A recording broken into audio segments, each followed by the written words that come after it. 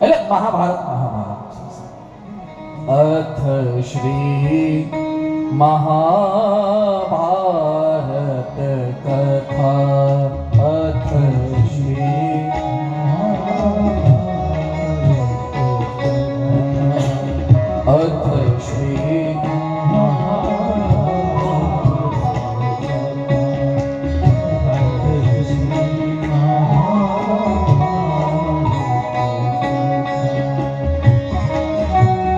कथा है पुरुषार्थ की कथा है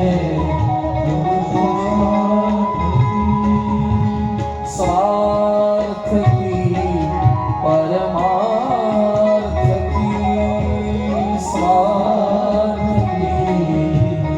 की सारथी जिसके बने वो कृष्ण भारत पार्थ की सारथी जिसके बने श्री कृष्ण भारत पार्थ की शब्द घोषित हुआ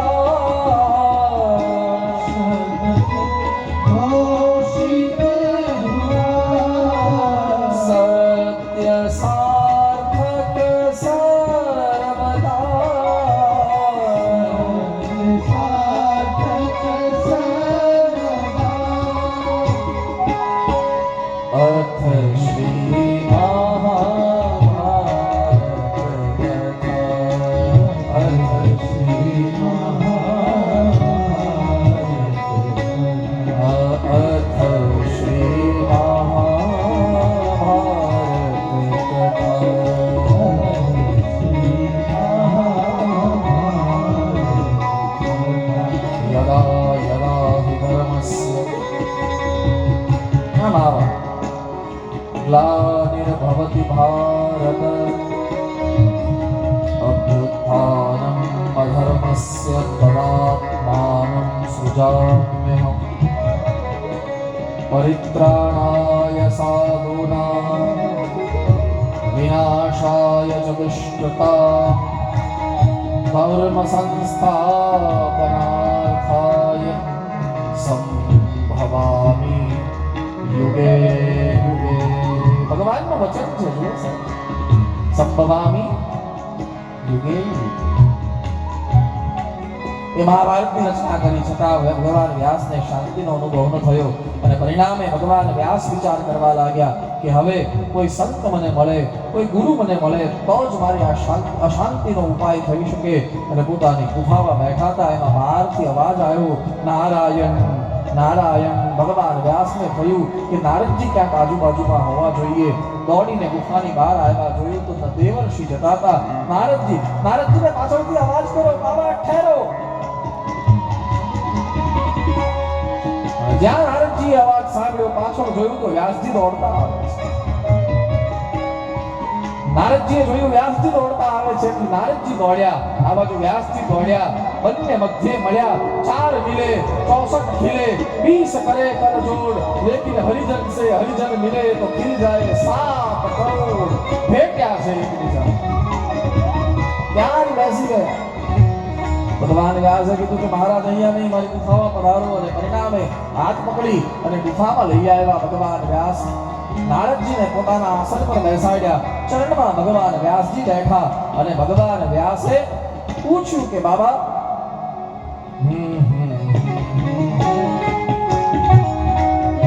મેં આટલું બધું રચના કરી, વેદ એક હતો, એના 4 વિભાજન કર્યા, તોય મને અશાંતિ જતી નથી, શાંતિનો અનુભવ થતો નથી. મેં 17 પુરાણોની રચના કરી, છતાં મને શાંતિ નથી મળતી. મેં મહાભારત જેવા શાસ્ત્રની રચના કરી, પણ છતાં મને સંતોષ થતો નથી. તો હવે મારું સંતોષ નિર્માણ થાય એટલા માટે કઈ ઉપાય બતાવો. મારી ગ્લાની, મારી અશાંતિ, મારો અસંતોષ એનું કારણ શું છે? અને પરિણામે ભગવાન નારદજીએ ભગવાન વ્યાસને કહ્યું કે વ્યાસજી, તમે અત્યાર સુધી જે કંઈ પણ લખ્યું ને એ બધી જ્ઞાનની ચર્ચાઓ લખી છે, ભગવાનના ભાવની ચર્ચા તો તમે લખી જ નથી. તમે અત્યાર સુધી જ્ઞાન અને વૈરાગ્ય કર્મ, જ્ઞાન વૈરાગ્ય કર્મ, જ્ઞાન વૈરાગ્ય કર્મ સિવાય કાંઈ લખ્યું નથી. તમે ભક્તિની ચર્ચા તો કરી જ નથી. ભક્તિથી પરમાત્મા સુધી પહોંચવાના રસ્તા હવે લખો, ભાવથી લખો અને એવી કથા લખો મહારાજ કે તમને લખવાની આદત છે તો લખતા લખતા તમે રડો, તમારી કલમ રડે. એટલું જ નહીં, ભવિષ્યમાં એને વાંચનારો કે સાંભળનારો, બોલનારો બધા રડે એવી કોઈ કથા લખો. त्यक्त्वा स्वधर्मं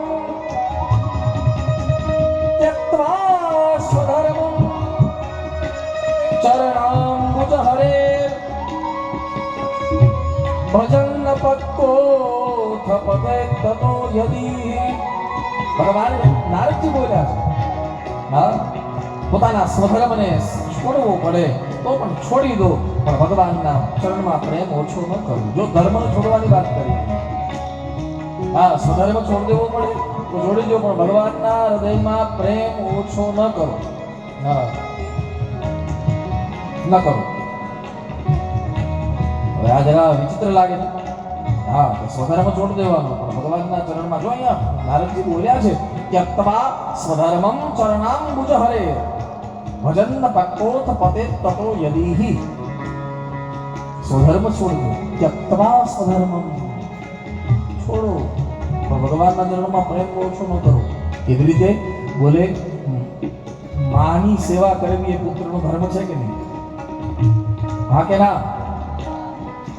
તમે આમ માથું બોલાવો એની કરતા જી બોલાવો ને મારા વાલા. માની સેવા કરવી એ પુત્રનો ધર્મ છે કે નહીં? છે. પણ તમે જુઓ, ભગવાન રામના પ્રેમ ખાતર ભરતે કૈકેયીને છોડી દીધા. આ ધર્મ છોડી અને ભગવાનની સાથે પ્રેમ કર્યો. त्यक्त्वा स्वधर्मं चरणाम्बुज हरे. પિતાની સેવા કરવી એ પ્રત્યેક પુત્રનો ધર્મ છે કે નહીં? હા, પ્રત્યેક પુત્રનો ધર્મ છે. પણ તમે જુઓ, ભગવાન નરસિંહના પ્રેમ ખાતર પ્રહલાદે પિતાને છોડી દીધું.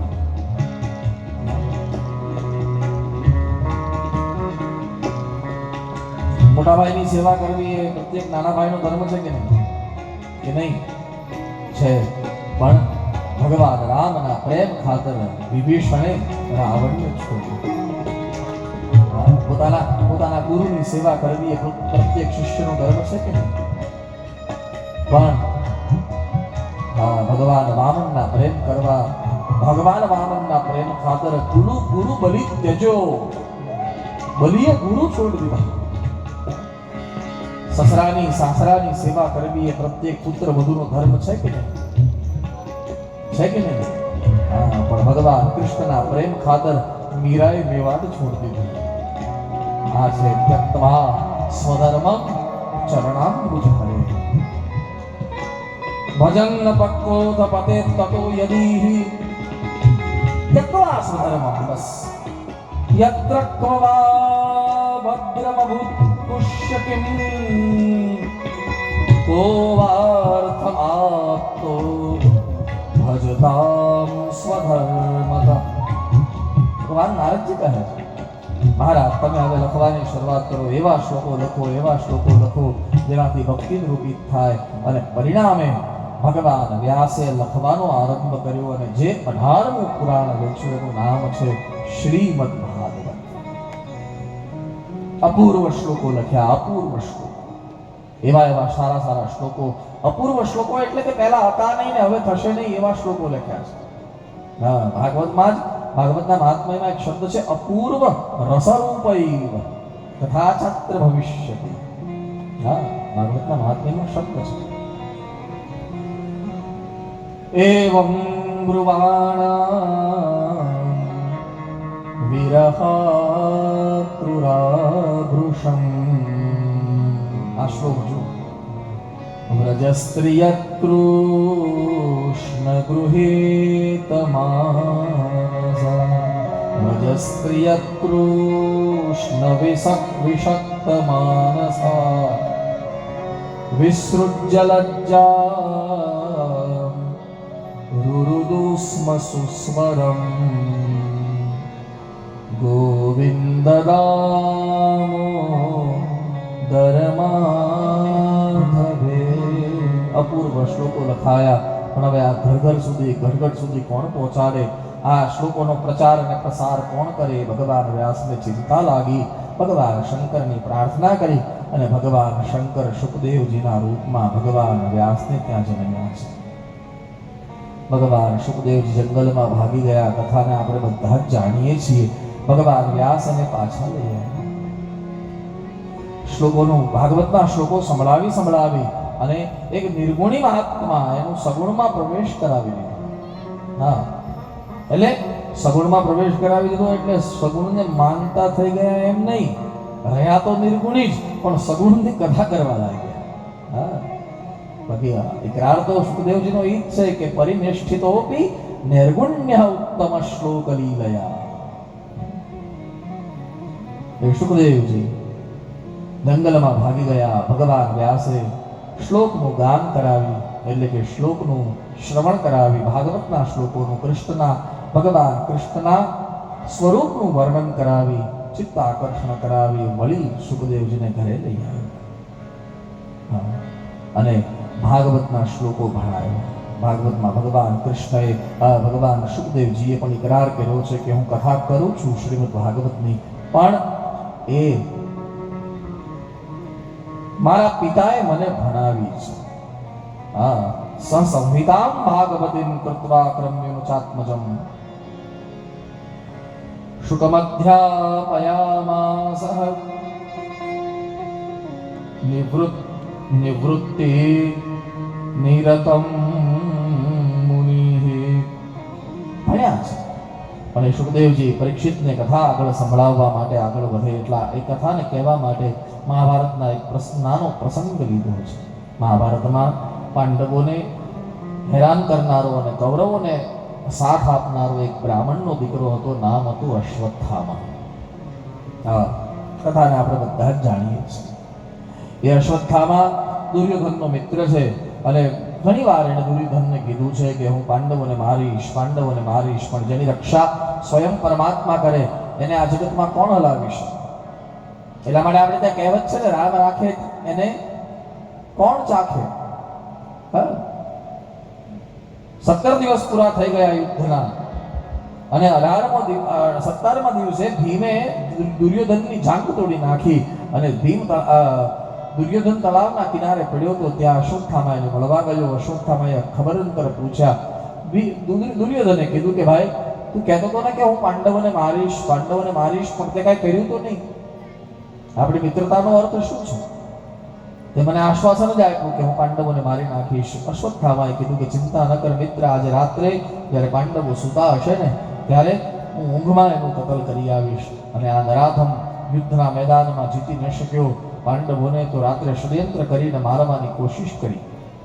તે દિવસે રાત્રે એ અશ્વત્થામા ગયો પાંડવોને મારવા માટે.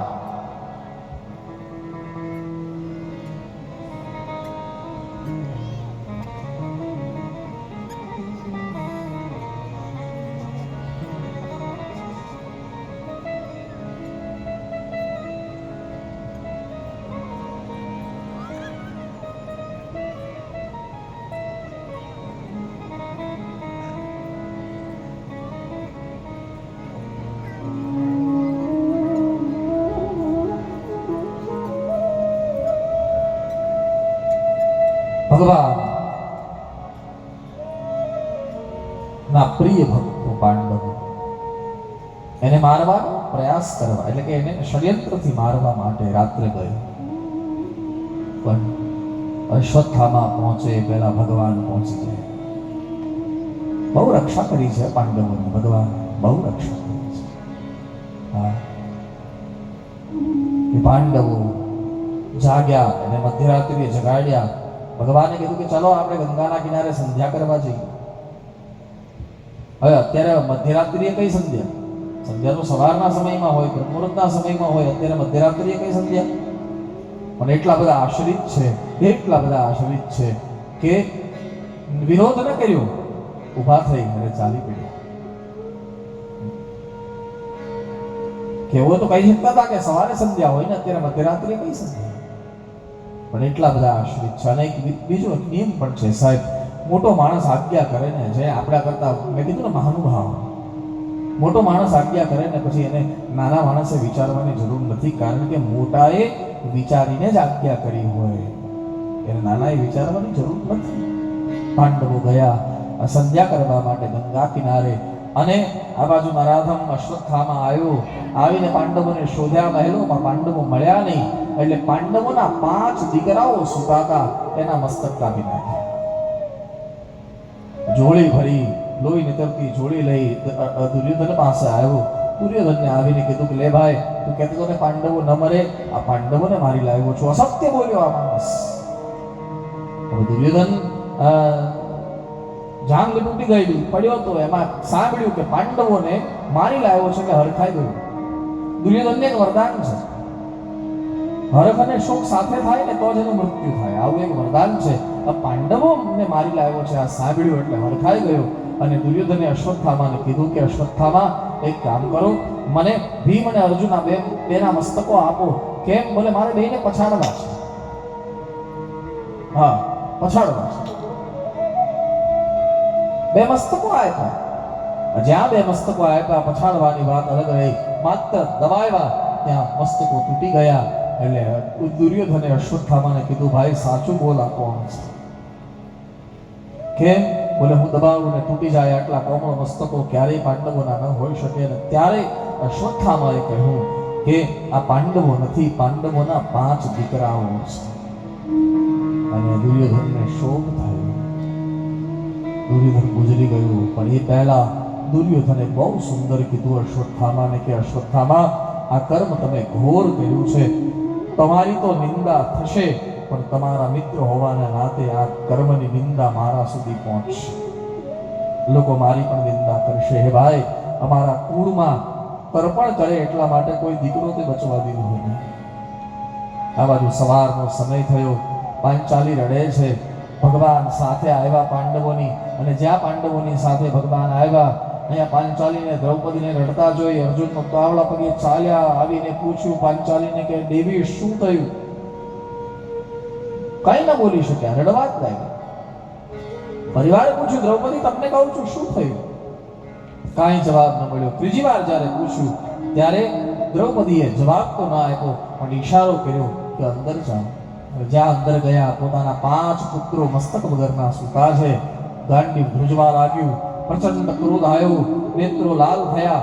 બહાર આવીને અર્જુને પૂછ્યું દ્રૌપદીને કે દેવી આ કોણે કર્યું? અને પરિણામે દ્રૌપદીના મુખમાંથી શબ્દ નીકળી ગયો, અશ્વત્થામા.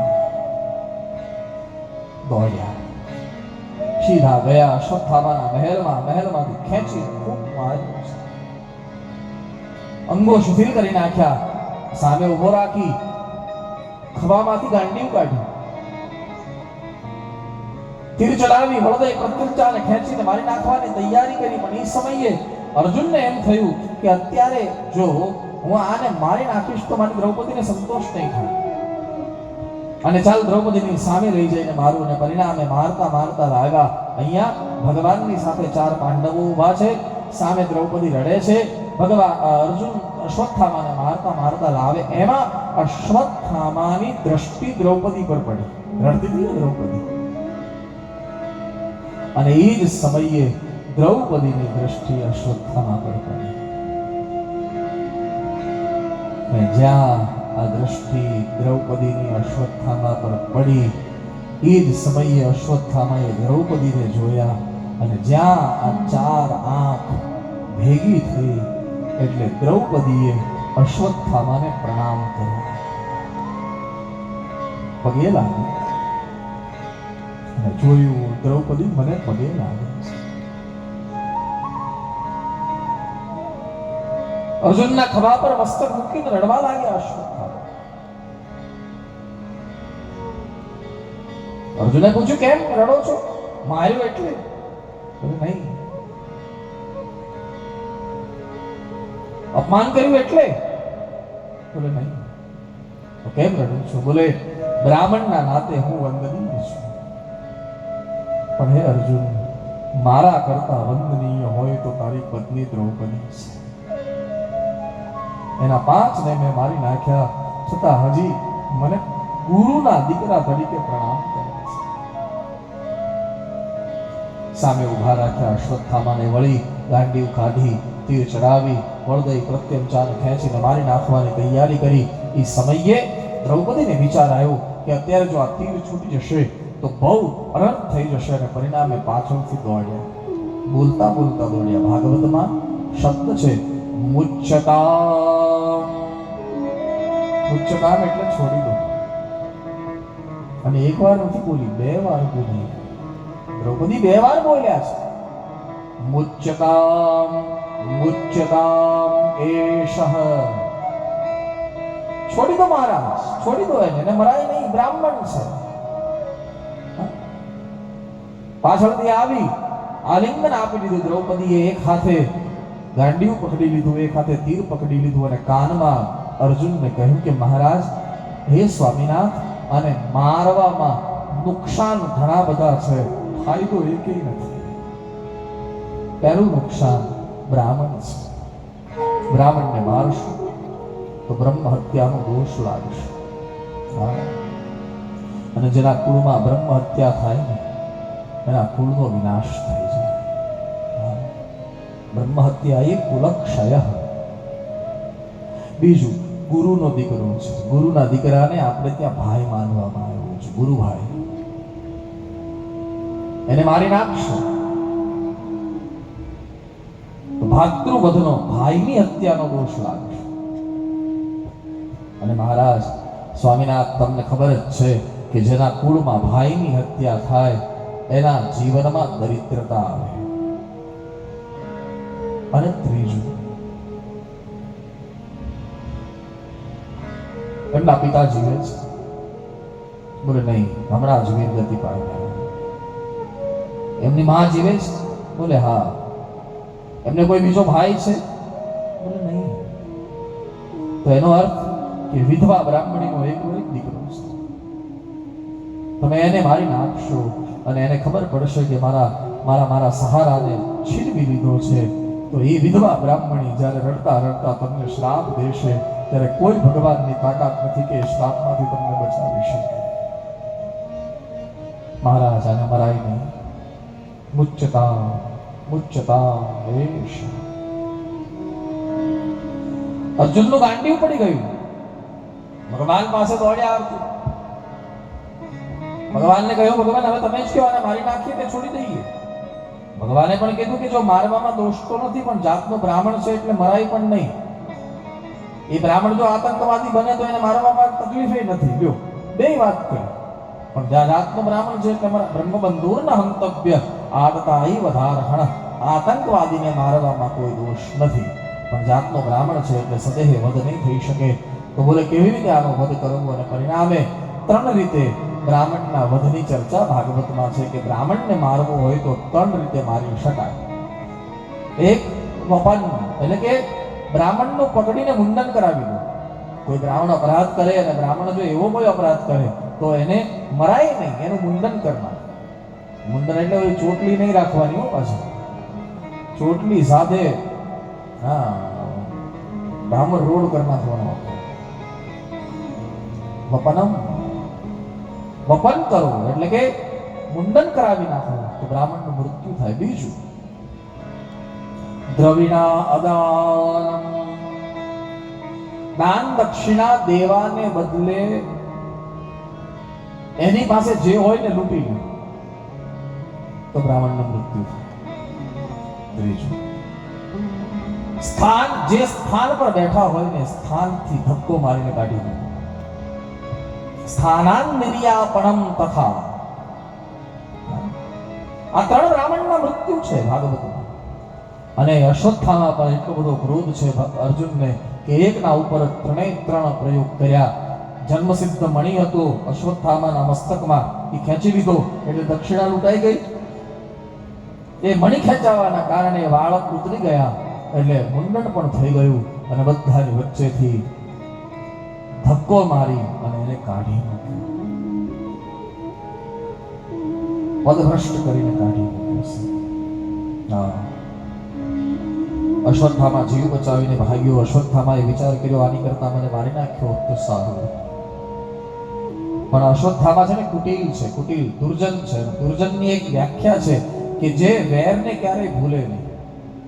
હા, સજ્જન હોય ને એ સમાધાનના પ્રયાસ કરે, પણ જેવો સજ્જન સમાધાનના પ્રયાસ કરે ને એટલે ખબર પડે ને દુર્જનને કે આ સમાધાનના પ્રયાસ કરે એટલે ઓલો વધારે ચડે કે ના ના ના ના ના ના આ દુર્જન છે. હા, દુર્જન છે ને વેરને ક્યારેય ભૂલે નહીં. એના મનમાં માત્ર વેર જ ચાલતું હોય. સજ્જનની અને દુર્જનની વ્યાખ્યા જ આ છે. હા, સાકર તજે ન મધુરતા, અમલ તજે નહીં ઝેર. અમલ એટલે અફીણ. સાકરને પાણીમાં નાખો ને અફીણને પાણીમાં નાખો તો બંને મરી જાય, બંને મટી જાય, બંને પીગળી જાય. પણ ફરક એટલો, એક મીઠું કરીને પીગળે અને એક કડવું કરીને પીગળે. સાકર તજે ન મધુરતા, અમલ તજે નહીં ઝેર, અને સજ્જન તજે નહીં મિત્રતા, અને દુર્જન તજે નહીં વેર. ક્યારે વેર છોડે દુર્જન. ઘણા લોકો છે ને આપણને કઈ કહે નહીં. હા, 5 વર્ષ પહેલા આપણી કઈક નાની ભૂલ થઈ હોય તો સંઘરીને બેસે, અને આપણા ઘરે કોઈ પ્રસંગ આવે ને ત્યારે એમ કે તમે 5 વર્ષ પહેલા આવું કર્યું તો આ દુર્જન. હા, નહીં તો કહે નહીં આપણને 5 વર્ષ પહેલા કે ભાઈ તમે ભૂલ થઈ ગઈ છે તો 5 વર્ષ પહેલા માફી માંગી લેતા આપણે. હા, દ્વેષ, હૃદયમાં દ્વેષ રાખે દુર્જન. બીજાની પ્રગતિ જોઈ ન શકે દુર્જન. હા,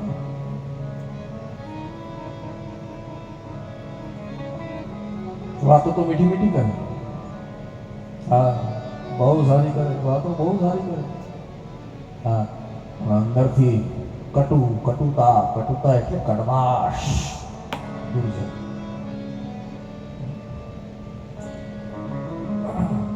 એટલા માટે આપણે ત્યાં નીતિકારો બહુ સુંદર કહે છે કે 5000 નું નુકસાન કોઈ દિવસ સજ્જન આપે જ નહીં, પણ એમ છતાં 5000 નું નુકસાન કરવું પડે તો કરી લેવું, પણ સજ્જનની મિત્રતા ક્યારેય છોડવી નહીં. અને દુર્જન જો 5000 ના નુકસાન કરતા છૂટી જતો હોય ને તો એ 5000 નું નુકસાન કરી નાખવું, પણ દુર્જનને છોડી દેવું, કારણ કે એ પોતાને જેવો આપણને બનાવી દે. હા, આ સંક્રામક રોગ છે.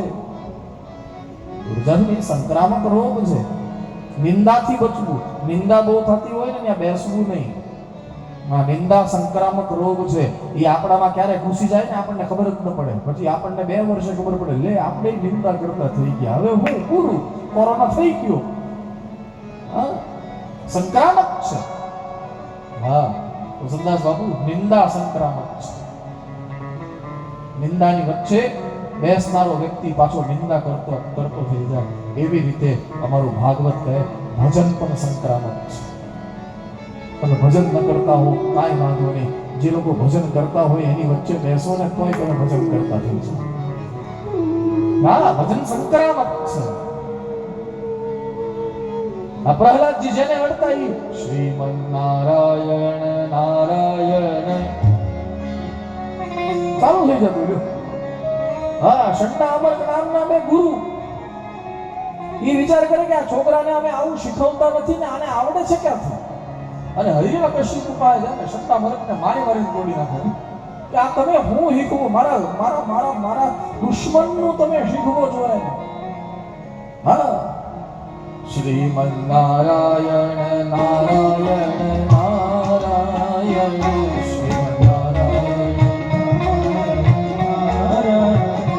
બદ્રી નારાયણ નારાયણ નારાયણ.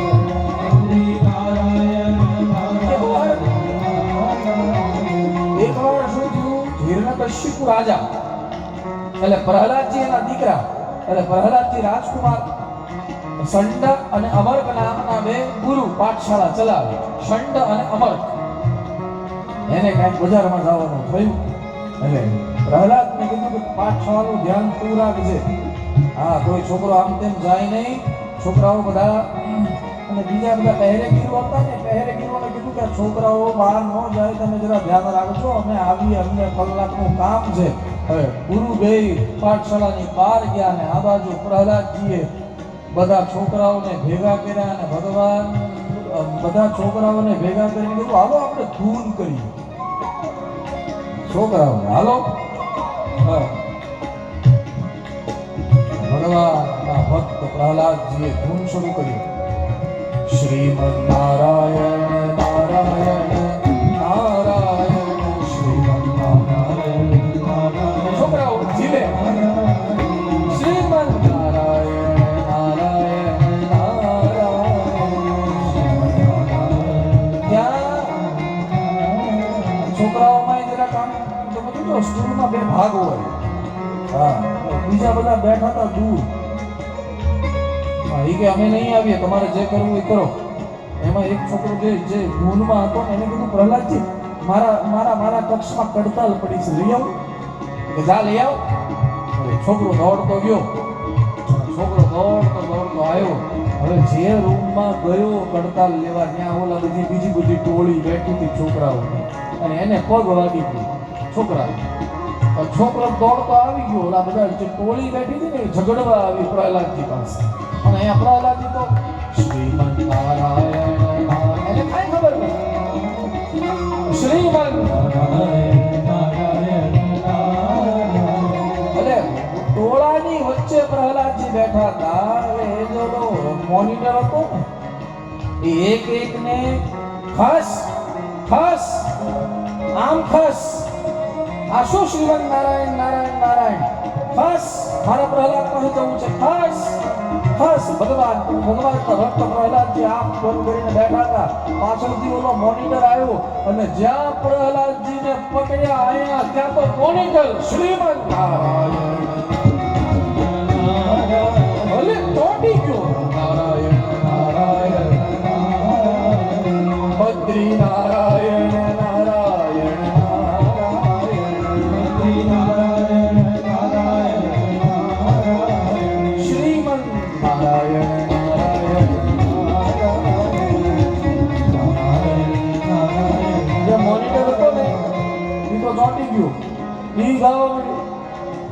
એની જે ટોળી હતી ને એ કે હવે આપણે જવું કે કેમ? એટલે આપણે મોનિટર આપણા છે એને છૂટા તો પડાવવા પડશે ને. હાલો બધા જઈને આપણે એને ખેંચીએ એટલે કરંટ જે ચોટીકો છે ને એ ખેંચાઈ જાય.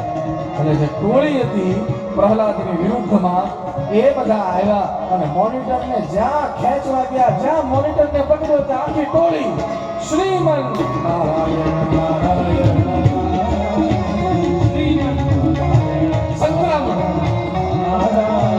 હવે આજુબાજુ પહેરેગીરો બધા પહેરો આપતા હતા. એને જોયું કે આ છોકરાઓ શ્રીમદ નારાયણ નારાયણ કરે છે, ઓલા ગુરુ આવશે તો અમને તોડી નાખશે.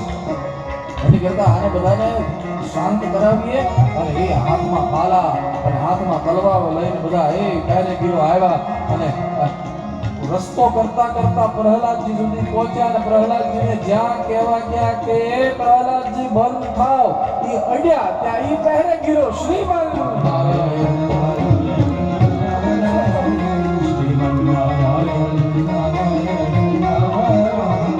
શ્રીમદ નારાયણ નારાયણ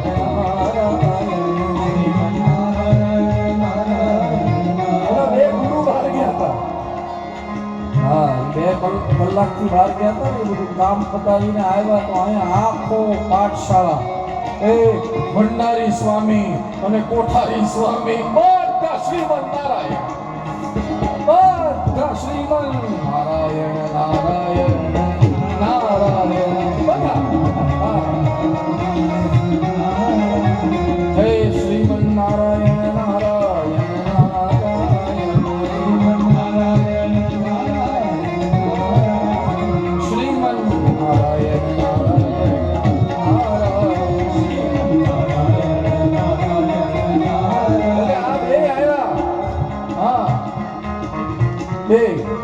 એને આવીને કીધું કે આ આપણા પાઠશાળામાં ભગવાન નારાયણનું નામ આ કોણે ચાલુ કરાવ્યું? બંધ કરાવવા આને જલ્દી, પણ ઓલા છોકરા એટલા જોરમાં ગાય કે કાંઈ સંભળાય જ નહીં આ જે બોલે એ. એટલે ષંડ અને અમર્ક બે ગુરુ ગયા અને ગુરુએ જઈ અને જ્યાં પ્રહલાદને પકડ્યો ત્યાં તો બે ગુરુ શ્રીમદ નારાયણ પકડી ગયા.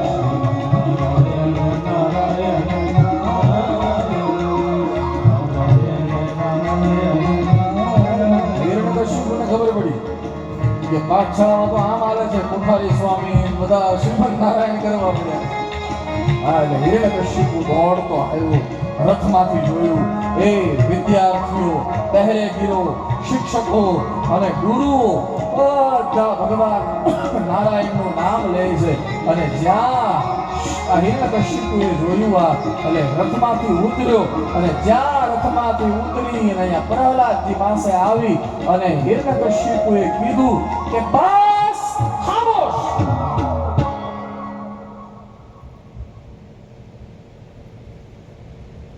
શાંત થઈ ગયું.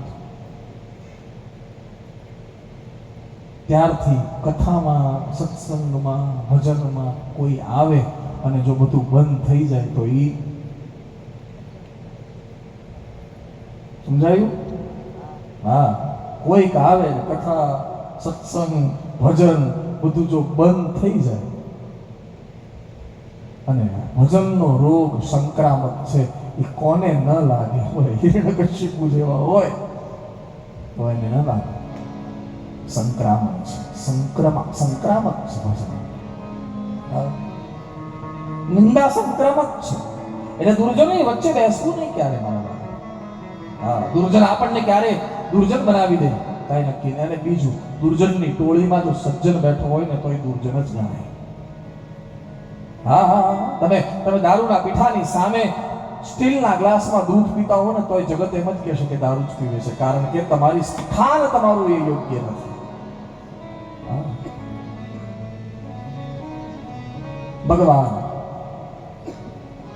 અહીંયા અશ્વત્થામાએ વિચાર કર્યો કે પાંડવો પીળું પાન છે, ચાલ એના કુટુંબમાં તો કોઈ રહ્યું નથી, બધાને મેં ખતમ કરી નાખ્યા, હવે ચાલ હસ્તિનાપુરનું રાજ્ય મારા હાથમાં આવે તો હું એની વ્યવસ્થા કરી લઉં. એમાં અશ્વત્થામાને સમાચાર મળ્યા કે પાંડવોની પુત્રવધુ ઉત્તરા એના ગર્ભમાં બાળક છે.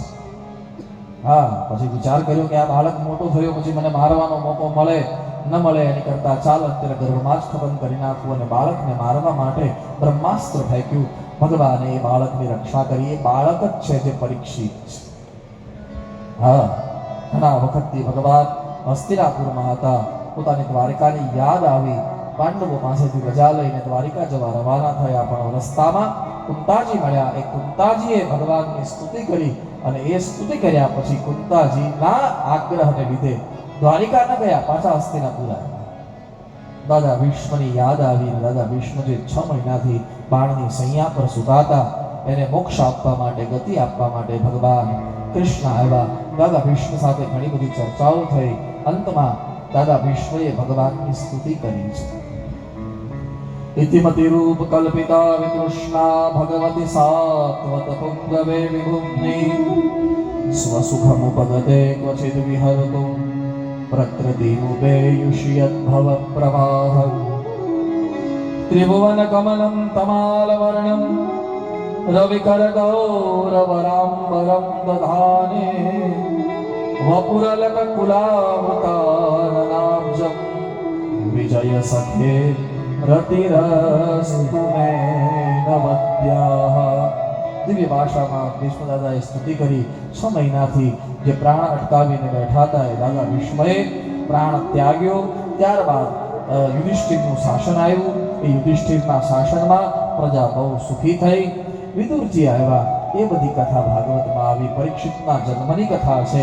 પરીક્ષિતનો જે બાળકની રક્ષા કરી હતી ને પરમાત્માએ, એનો જન્મ થયો છે. વિદુરજી આવ્યા. ધૃતરાષ્ટ્રને ગાંધારીને લઈ ગયા સપ્તશ્રોત તીર્થમાં, એટલે કે હાલનું જે સપ્ત સરોવર છે ને હરિદ્વારમાં, એ ગંગા કિનારે ત્યાં લઈ ગયા. ત્યાં એને 5મા દિવસે મુક્તિ મળી. નારદજી આવ્યા. નારદજીએ આવીને ધર્મરાજને ચેતવણી આપી કે હવે સમય ખરાબ આવી રહ્યો છે, કળિયુગનો પ્રવેશ થઈ રહ્યો છે, તમે સાચવજો. આટલી વાત કઈ નારદજી ગયા. અર્જુન ભગવાન સાથે દ્વારિકામાં હતા. એ અર્જુન આવ્યા હસ્તિનાપુરમાં અને આવી અને સમાચાર આપ્યા ધર્મરાજને કે ભાઈ ગજબ થઈ ગયું. શું થયું? બોલે આપણા ઈષ્ટ આરાધ્ય સદગુરુ સ્વામી સખા એવા ભગવાન કૃષ્ણ હવે આ ધરા પર નથી રહ્યા, સ્વધામ ગમન કર્યું છે. ભગવાન ધરા છોડીને ધામમાં ગયા.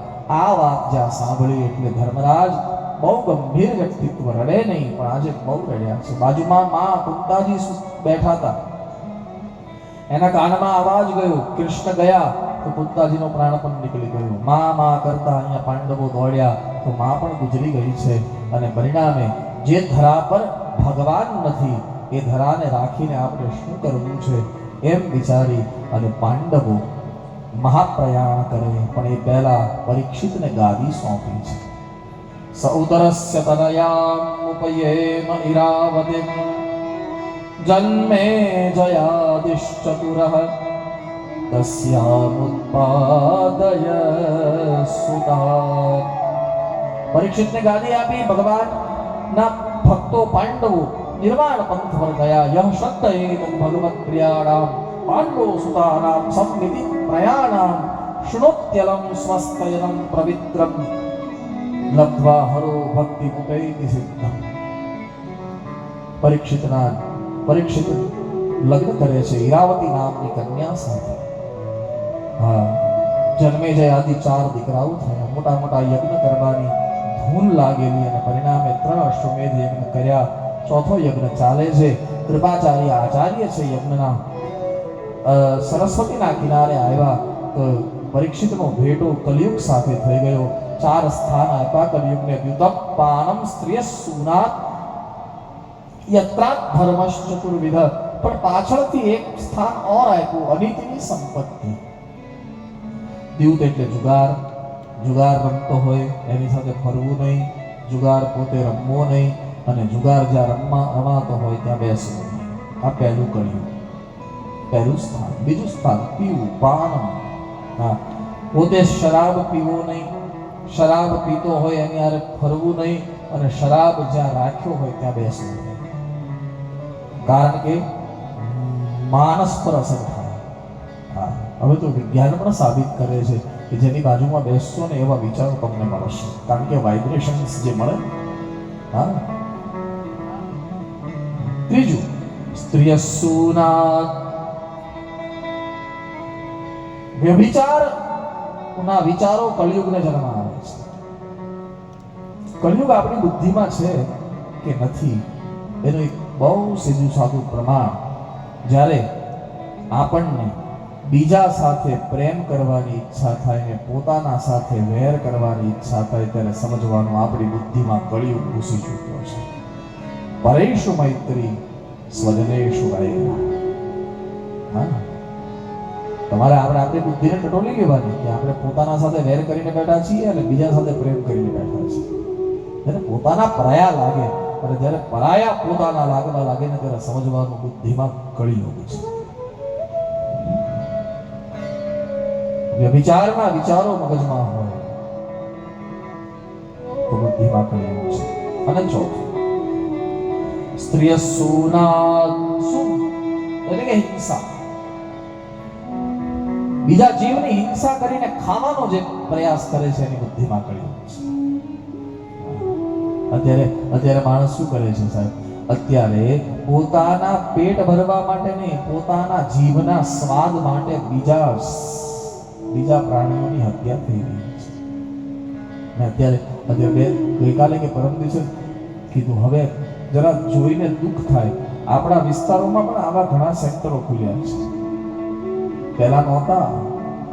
આજથી 2-4-5 વર્ષ પહેલા નહોતું દેખાતું, પણ હવે જરા દેખાય છે. જરા ચુહન થાય કે જે વિસ્તાર પર અખંડાનંદ મહારાજ જેવા ગુરુ વિચરણ કર્યું છે, જેને સંસ્કારો રેડ્યા છે. આપણા પ્રવર્તમાન, આપણા બરુમાળ પરમાદર્શ વિદ્યાનંદ બાપજી જે સતત આ વિસ્તારની ચિંતા કરતા રહ્યા છે. અને એ વિસ્તારમાં જ્યારે આવું દેખાય ત્યારે જરા હૃદયને કઠે. એમાં કળિયુગ છે.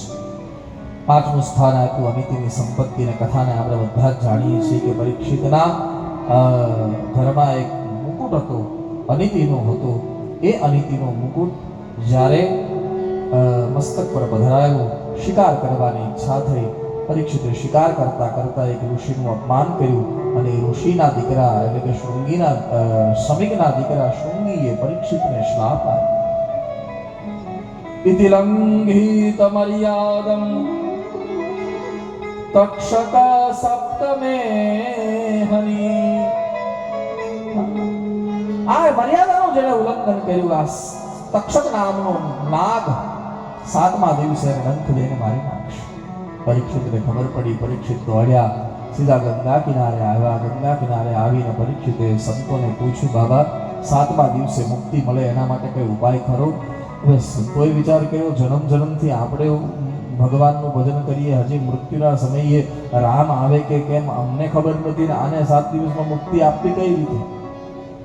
અને પરિણામે કોઈ સંતે જવાબ ના આપ્યો. પરમાત્માને પ્રાર્થના કરી કે હે મારા ભગવાન, હે પરમાત્મા, જ્યારે હું માના ગર્ભમાં હતો ત્યારે મને તમારું દર્શન થયું, જ્યારે મારો જન્મ થયો ત્યારે પણ મને તમારું દર્શન થયું.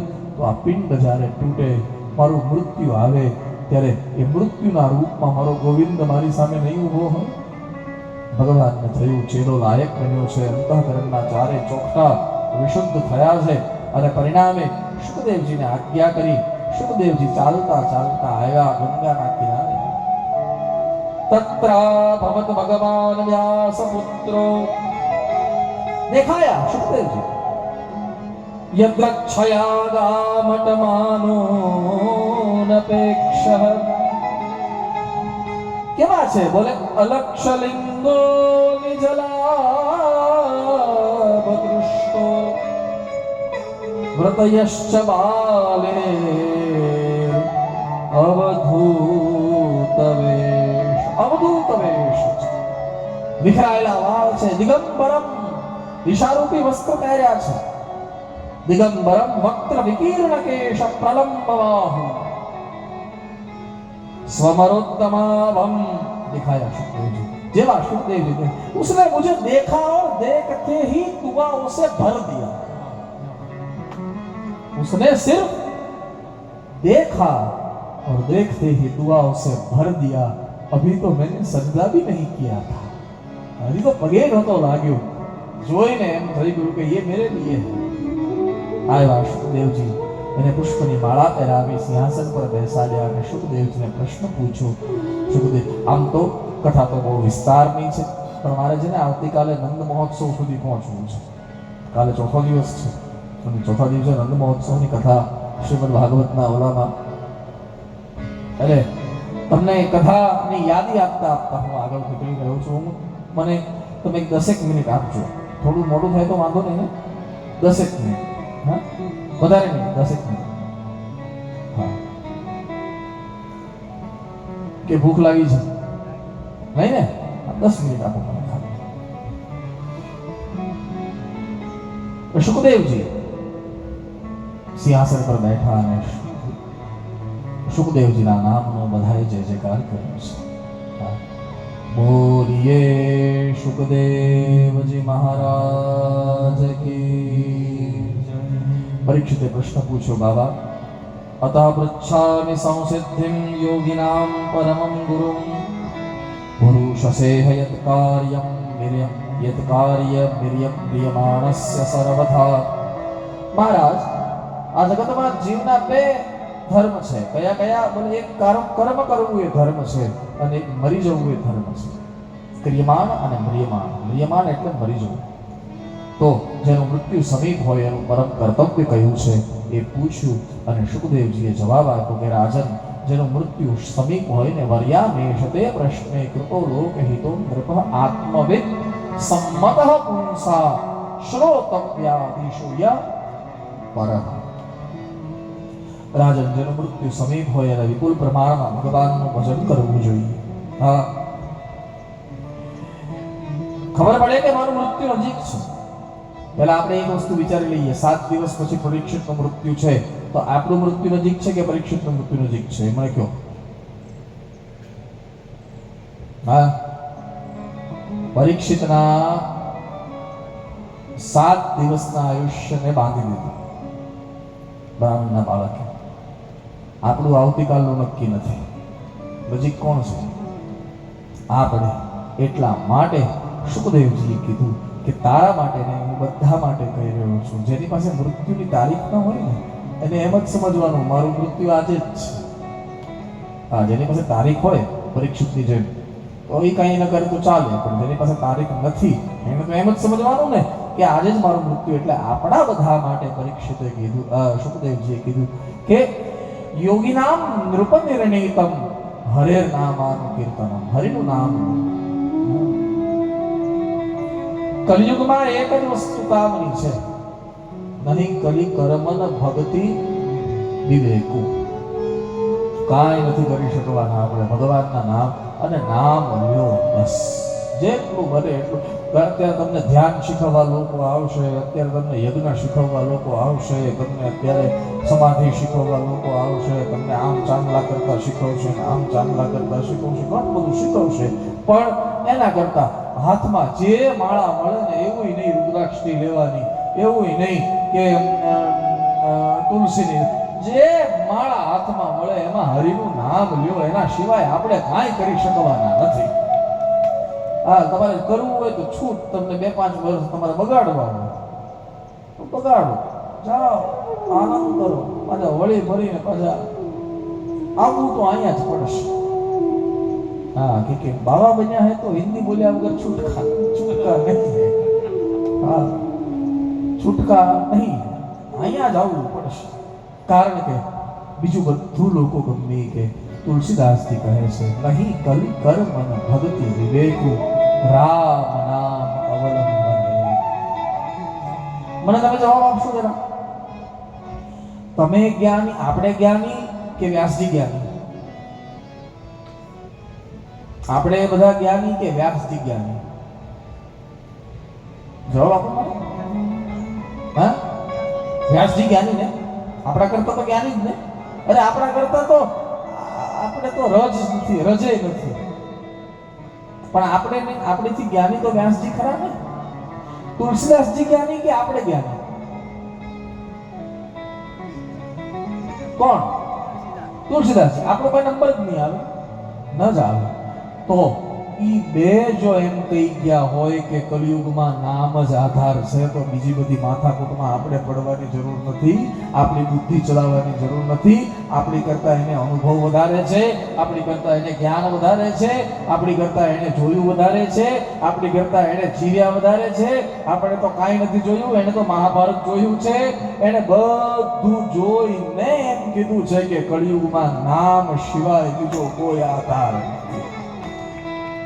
નહીં કલી કર્મન ભક્તિ વિવેકુ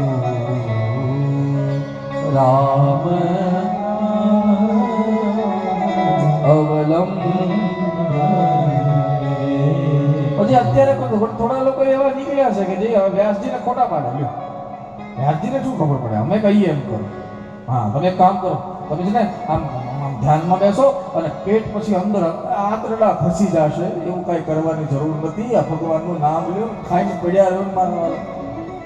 હા, હરિનું નામ ઘણા ઘણા પેટને ગોળ ફેરવો, તું ફેરે તારી ઘેરે. આપણને સલાહ આપવા આવે. ભાઈ મને આવ્યા હતા, મને કે તમારે છે ને વ્યાસપીઠ પરથી ઉતર્યા પછી 1 કલાક યોગ કરવો જોઈએ. મને કે બધું યોગમાં શું આવે? મને કે શ્વાસોશ્વાસની ક્રિયા પર બહુ કંટ્રોલ થાય. બધું તને ખબર છે વ્યાસપીઠ પર 3 કલાક બોલવામાં કેટલો શ્વાસ વપરાય અને કેટલો શ્વાસ લેવાય, કેટલો શ્વાસ અંદર નાખવો પડે, તને ખબર છે? મને કે નહીં, બે તો ખરો. ખોટી સલાહ જ આપવી છે ખાલી. 3.5 કલાક તું અહીંયા વ્યાસપીઠ પર બેહીને પાણીના ટીપા વગર બોલી જો. હા હા, આ તો લાગે લોકોને કે ભાઈ આ તો બધા, પણ એક ટીપું તમે 3 કલાકથી બેઠા છો, તમે પાણી પીધું, મને ખબર છે. હા, ઘણા શ્રોતા એવા જ નથી પીધું ના, પણ મેં તો નથી જ પીધું. હે, 3 કલાક. અને અવાજમાં કઈ ફરક લાગે છે? જે શરૂઆત થઈ હતી એ જ અવાજ છે. હા સાહેબ, કોઈ આવડત નથી, તપસ્યા નથી, આ ભાગવતજીની કૃપા છે એટલે થઈ રહ્યું છે. એ તો આની કૃપા ન હોય તો સાહેબ આ બધું બેસી જાય. ઘાટકોપરમાં બધું બેસી ગયું. હું મારે ઘણું બેસી ગયું ઘાટકોપરની કથામાં. છોકરીઓ છોકરાઓની વચ્ચે કથા હતી, સ્કૂલમાં કથા હતી, ઘણું બેસી ગયું. હું બોલું કાંઈક ને સંભળાય કાંઈક. પીપુડી વાગે સીધી. કેમ કથા પૂરી કરી સાહેબ? અને રડવાનો બાકી હતો ખાલી કે મારો એવો કયો અપરાધ, મારો કયો એવો અવિવેક કે જેના કારણે મને આ. અને પછી એ 7 દિવસ બહુ ગોત્યું. કંઈ ખાવાથી થયું છે કે મારા કોઈ વિચારથી થયું છે, કોઈ અપરાધ છે, કોઈ અવિવેક છે, શું છે? બહુ પીડા થઈ 7 દિવસ, કારણ કે સાવ ગળું બેસી ગયું, બોલાય જ નહીં.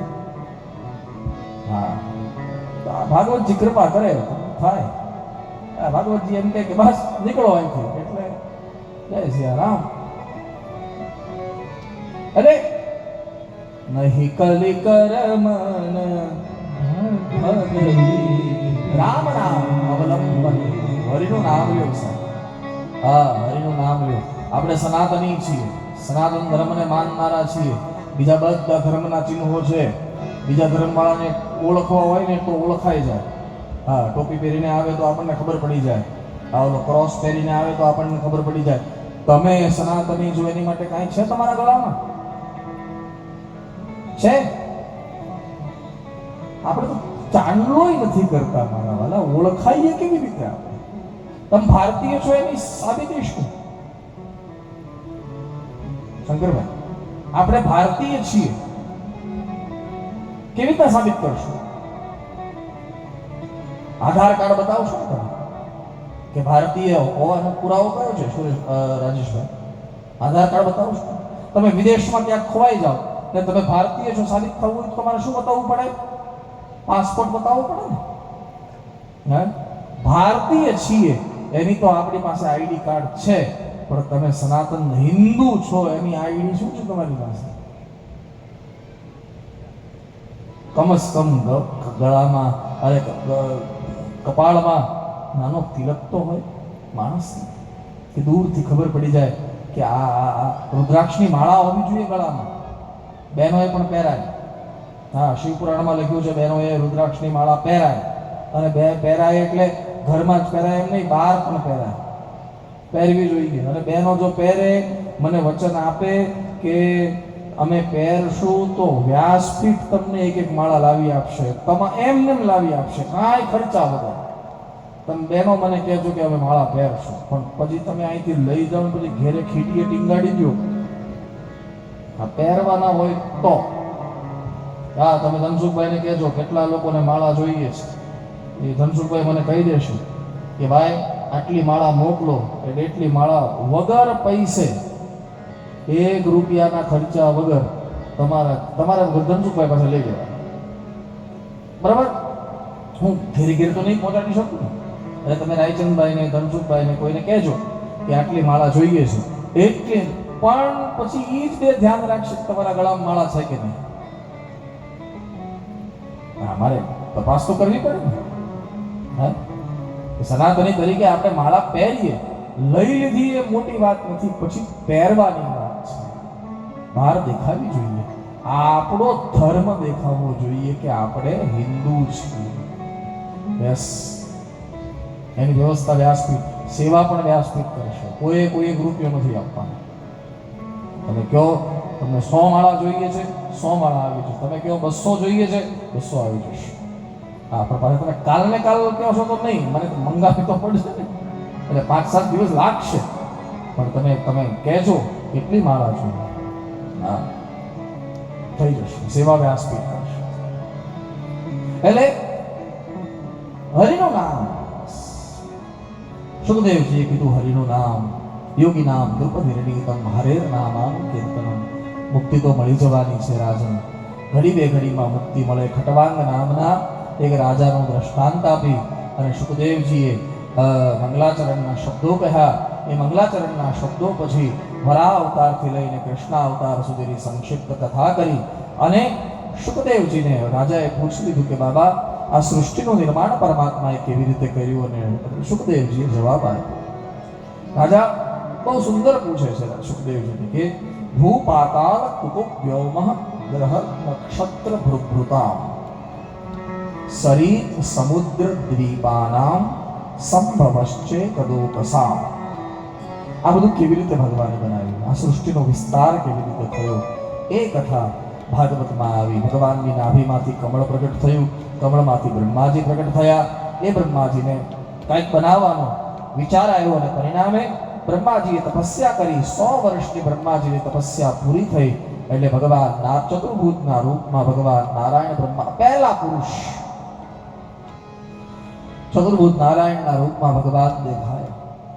બ્રહ્માજીએ ભગવાનની સ્તુતિ કરી, ભગવાનને પૂછ્યું કે ભગવાન મારે સૃષ્ટિ જ બનાવવી છે, કયો ઉપાય, જરૂરી જ્ઞાન મને આપો. અને પરિણામે ચતુશ્લોકી ભાગવતનો ભગવાને ઉપદેશ કર્યો. તમારી પાસે ઓલી ચોપડી છે ને, એ ચોપડીમાં ચતુશ્લોકી ભાગવત છે. હા, મારી સાથે બધા કાઢો અને મારી સાથે એકવાર બધા ગાઓ. હા, પાના નંબર છે 10 નંબરનો પાન. એમાં જો લખ્યું છે ચતુશ્લોકી ભાગવત. હા, મળી ગયું? ચલો મારી સાથે ગાઓ. શ્રી ભગવાન વાચ અહમેવાસમેવાગ્રે નાન્યં યત્ સત્સત્પરમ પશ્ચાદહં યદેતશ્ચ યો વશિષ્યેત સોऽસ્મ્યહં ઋતેર્થં યત્ પ્રતીયેત ન પ્રતીયેત ચાત્મનિ તદ્વિદ્યાદાત્મનો માયા યથા ભાસો યથા તમ યથા મહાંતિ ભૂતાની ભૂતેષુ ચાવચેષ્વન પ્રવિષ્ઠાન્ય પ્રવિષ્ઠાની તથા દેશો ન દેષ્વહં એતાવદેવ જિજ્ઞાસ્યં તત્વ જિજ્ઞાસુનાત્મનઃ અનવયવ્યતિરેકાભ્યામ યત્ સ્યાત્ સર્વત્ર સર્વદા. ભગવાને આ 4 શ્લોકમાં ભાગવત આપ્યું છે. ભગવાન કહે છે હું હતો, હું છું ને હું જ રહેવાનો છું. હા, હું હતો, હું છું અને હું જ રહેવાનો છું. આ કાંઈ નથી. ભવિષ્યમાં બધું બનશે અને બધું જ પાછું વિલય થઈ જશે, પણ હું હતો, હું છું અને હું જ રહેવાનો છું. જરૂરી જ્ઞાન મળ્યું અને પરિણામે બ્રહ્માજીએ સૃષ્ટિની ઉત્પત્તિ કરી. આટલી કથા કરી એટલે પરીક્ષિતે ઓર એક પ્રશ્ન પૂછી લીધો કે બાબા, આ તો તમે મૂળ મને કથા સંભળાવી રહ્યા છો, પણ આનું આટલું બધું વિસ્તૃતીકરણ કેવી રીતે થયું? અને પરિણામે સુખદેવજીએ પરીક્ષિતને કીધું કે રાજન, આવો જ એકવાર પ્રશ્ન વિદુરજીએ મૈત્રી મહારાજને કર્યો તો હું તને એ જ કથા સંભળાવું છું. વિદુર મહારાજ અને વિદુરજી અને મૈત્રી મહારાજ વચ્ચે જે સંવાદ, ત્યાં પણ સૃષ્ટિની ઉત્પત્તિની જ કથા છે, પણ ફરક એટલો છે ત્યાં પહેલા માનસિક સૃષ્ટિની ચર્ચા છે. હા, ભગવાન બ્રહ્માજીએ સૃષ્ટિ બનાવી કેવી રીતે? બોલે મનમાંથી 4 પુત્રો ઉત્પન્ન કર્યા, સનક, સનંદન, સનાતન અને સનત, જેને આપણે સનત કુમારો કહીએ છીએ. હા, એને સૃષ્ટિ બનાવવા કીધી તો એ બધા સનત એટલે કે બધા દીકરાઓ અખંડ બ્રહ્મચારી નીકળ્યા, એને સૃષ્ટિ ઉત્પન્ન ન કરી. એટલે બ્રહ્માજીને ક્રોધ આવ્યો ને ક્રોધના આવેશમાં બ્રહ્માજીના લલાટમાંથી એકાદશ રુદ્રનું પ્રાગટ્ય થયું. એ રુદ્ર ભગવાનને સૃષ્ટિ બનાવવા કીધી તો રુદ્ર ભગવાને બધા ભૂત અને પ્રેત બનાવ્યા. હા, બ્રહ્માજીએ વિચાર કર્યો કે આમને આમ જો સૃષ્ટિ આગળ વધતી રહી તો બધા ભૂત અને પ્રેત હશે, એટલે ભગવાન બ્રહ્માજીએ કીધું કે તમે રહેવા દો, સૃષ્ટિ બનાવવાનું બંધ કરો. પછી જીભમાંથી ભગવતી સરસ્વતીનું પ્રાગટ્ય થયું. એ સરસ્વતીના રૂપ અને લાવણ્યમાં બ્રહ્માજી ખેંચાયા અને સનત કુમારોના દીકરા ત્યાં આવ્યા. બ્રહ્માજીને કીધું કે અમે તમારા દીકરા થઈ અને અખંડ બ્રહ્મચર્યના વિચારો કરીએ છીએ અને તમે અમારા પિતા થઈ અને આવા હલકા વિચાર કરો છો. બ્રહ્માજીને ક્ષોભ થયો. બીજા કલ્પમાં બીજા બ્રહ્માનું પ્રાગટ્ય થયું અને એ બ્રહ્માજીને પોતાનો પૂર્વજન્મ યાદ હતો. એટલે એણે વિચાર કર્યો કે હવે જો આમ તેમ કાંઈ કરવા જઈશ ને તો મારો પત્તો નહીં લાગે, અને પરિણામે સૃષ્ટિ ઉત્પન્ન કેમ કરવી એ વિચાર કરવા લાગે. બ્રહ્માજીએ બહુ સુંદર નિર્ણય કર્યો. પોતાના શરીરના 2 ભાગ કરી નાખ્યા. ડાબો ભાગ હતો એ સ્ત્રી હતો, જમણો ભાગ હતો એ પુરુષ હતો. એ પુરુષ ભાગનું નામ મનુ છે અને ડાબા ભાગનું નામ છે શકરૂપા. जिनके भई नर सृष्टि अरूपा. મૈથુન ધર્મ શરૂ થયો, એટલે કે લગ્ન કરવાની પરંપરા બહાર આવી. અને તદા મિથુન ધર્મેણ પ્રજા હેદામ ભૂવિરે સચાપી શતરૂપાયામ પંચાપત્યાન્ય જી જગત. એ લગ્ન કરવાની પરંપરા બહાર આવી. એમાંથી એટલે કે મૈથુન ધર્મમાંથી મનુ મહારાજ અને શત્રુપાજીના દાંપત્યમાં 5 સંતાનોની પ્રાપ્તિ થઈ છે. 3 દીકરી